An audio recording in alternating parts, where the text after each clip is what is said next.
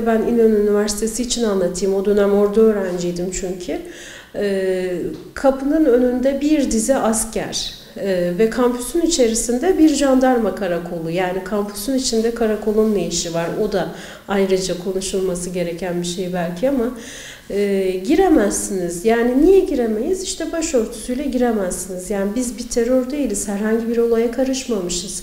Olumsuz hiçbir şeyimiz yok.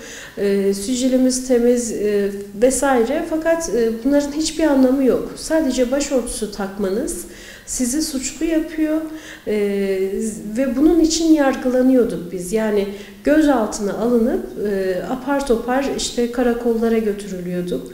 Nezarette yatıyorduk. Yani böyle bir şey olamaz. Ben şu an o dönemin heyecanıyla o kadar çok iyi anlayamıyorduk. Bir mücadelenin içindeydik fakat işte üzerinden uzun yıllar geçti. Şu an yaşım da biraz ilerledi düşünüyorum da. Yani 19-20 yaşındaki bir genç kıza bunu niye yapar bir insan? Bir insan ne kadar kötü olmalı da bir genç kızı evinden barkından uzakta bir memlekette okuyoruz. Niye siz bizi karakola götürüyordunuz? Niye biz nezaretlerde yatıyorduk? Yani ben 2 gün nezarette yattığımı biliyorum. Başörtüsü taktığımız için arkadaşlarım ve ben jandarmadan coplanarak dayak yiyorduk. Böyle bir şey olabilir mi? Niye? Şu an çok daha beni acıtıyor bu yaşadığımız şeyler. Yani o zaman bile o kadar çok acımıyordu sanki canım ama niye bunu reva gördüler? Niye biz ne yaptık?